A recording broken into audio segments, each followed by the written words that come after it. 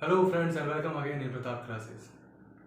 As you know that we have already begun lecture series of English poetry of BA part first, in which we have discussed to study about each or every form of sonnet and each or every poetry of this book, whatever have given. So we have already discussed very first poetry named True Love, that is composed by William Shakespeare. But in this video we are going to study about Twickenham Garden, that is composed by John Donne, who was one of most leading metaphysical poet of Renaissance period. Before starting the Hindi explanation of this poetry, I want to convey the introduction of this poetry. सबसे पहली बात, Hindi explanation शुरू करने से पहले मैं आपको इस कविता का पहचान के बारे में बताना चाहता हूँ। आखिर इस कविता का परिचय है क्या, इंट्रोडक्शन क्या है। तो कविता जो कि जॉन डॉन के द्वारा लिखी गई है और इसमें उन्होंने अपनी मित्र लूसी को संबोधित किया है। लूसी जो इनकी अधिकतम कविताओं की एक बहुत ही महत्वपूर्ण चरित्र है। लूसी जो कि जॉन डॉन की मित्र हैं और वो अपने पति के साथ ट्विकनाम गार्डन में रहा करती हैं। वो जब ट्विकनाम गार्डन में रहती थी तो उस समय अक्सर जॉन डॉन वहां उनसे मिलने के लिए जाया करते थे। हालांकि कुछ समस्याओं के कारण इन्हें काफी ठेस पहुंचता है और ये अपने उन दर्द को दूर करने के लिए ट्विकनाम गार्डन में आते हैं। वो जहां आते हैं उनको लगता है कि मुझे ट्विकनाम गार्डन में पहुंचने के बाद काफी राहत मिलेगा।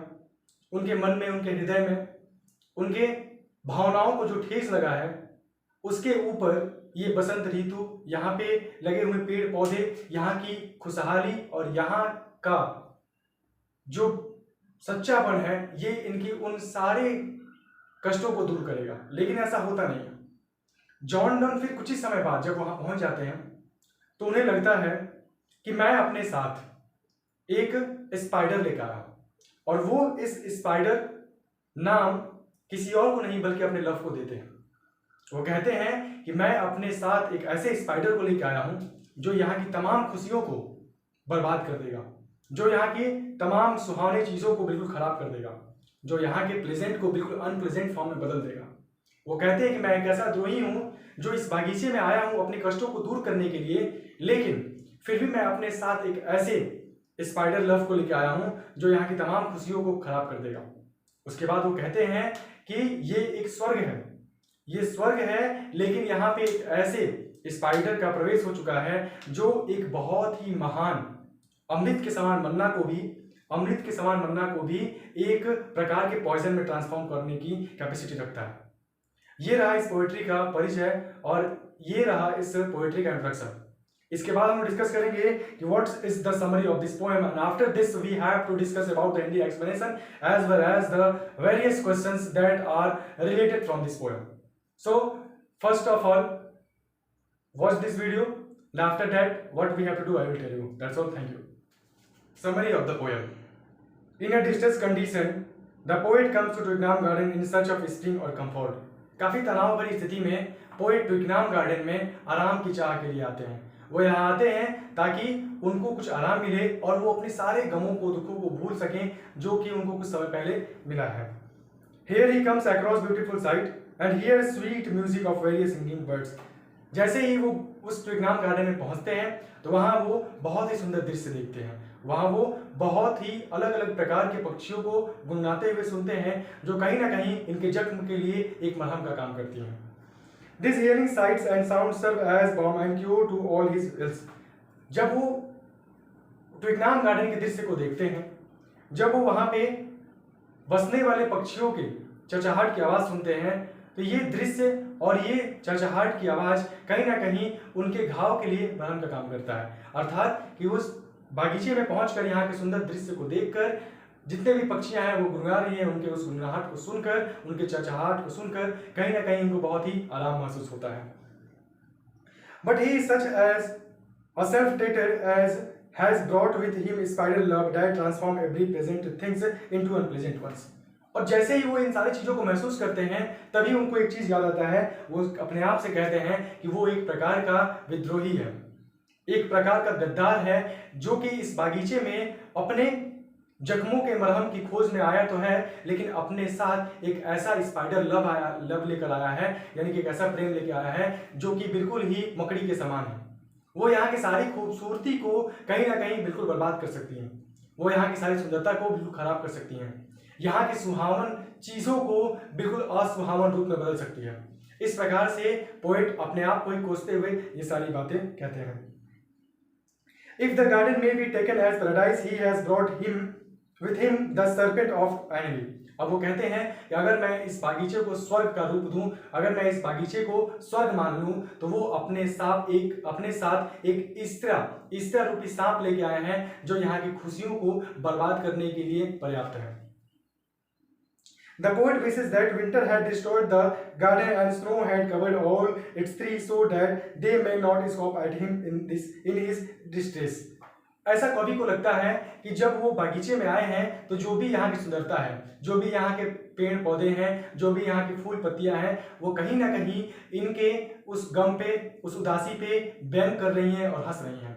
तो इस बात से तनाव में आकर कवि कहते हैं कि यहाँ का माहौल इस प्रकार से हो जाए, यहाँ पे इस प्रकार से सर्दी आए कि वो सर्दी यहाँ के सुहावन भरे सुंदर दृश्यों को बर्बाद कर दे, यहाँ पे इस तरीके से बर्फबारी हो कि वो सारे पेड़ पौधों को ढक दे, और इसके बाद वो जो पेड़ पौधे, वो जो सुंदरता इनके ऊपर व्यंग कर रही हैं, कवि अपने आप को उस व्यंग से बचा सके, ऐसा वो सिफारिश करते हैं।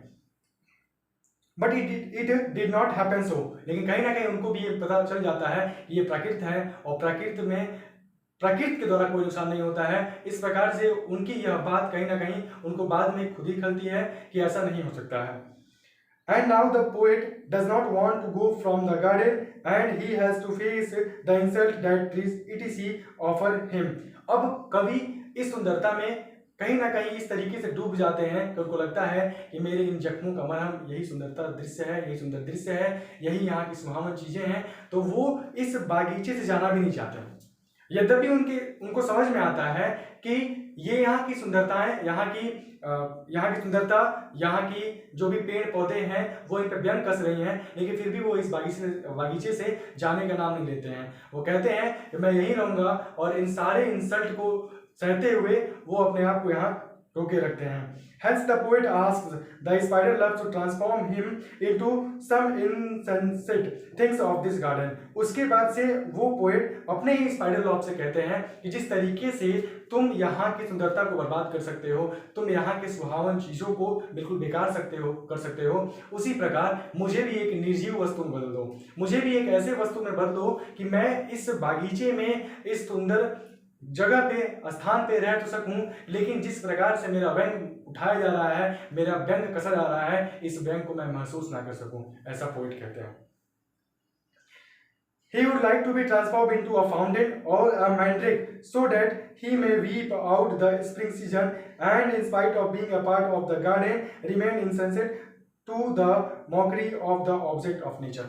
वो कहते हैं कि मुझे यहाँ पे किसी फाउंटेन का रूप दे दो, मुझे यहाँ पे किसी फाउंटेन का रूप दे दो, मुझे यहाँ पे मैनड्रेक एक प्रकार का पेड़ होता है वैसा बना दो, कि मैं इस सुंदर घाटियों में, इन सुंदर जगहों पे रहूं, इस सुंदर स्थान पे रहूं, लेकिन मुझे यहाँ की जो भी तकलीफें हैं वो महसूस ना हो।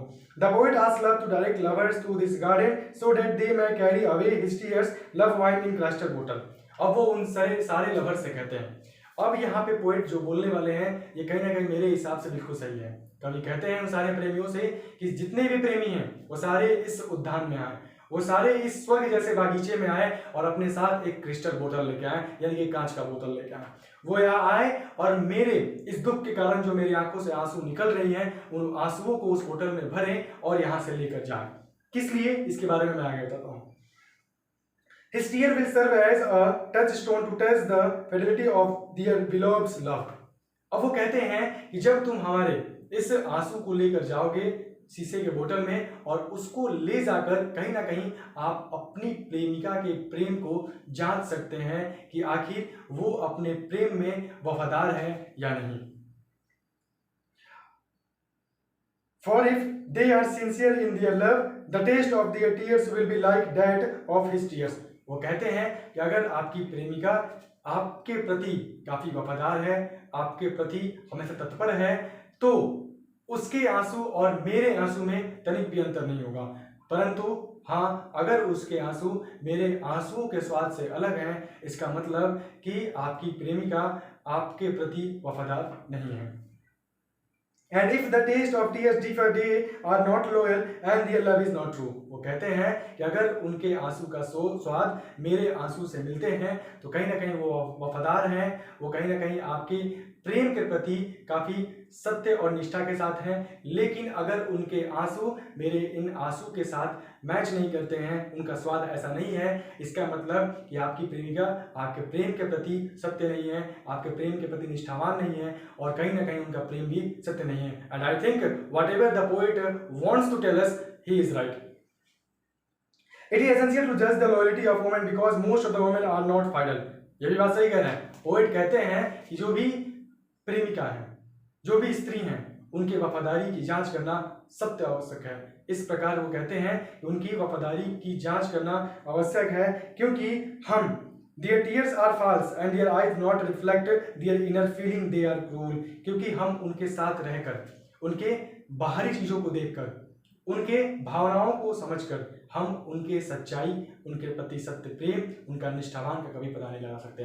The poet tells us that they are not loyal, and I think so, they are not loyal about their love, and we can't judge them, we can't judge them with their feelings, with their eyes, because always their eyes reflect their wrong vision.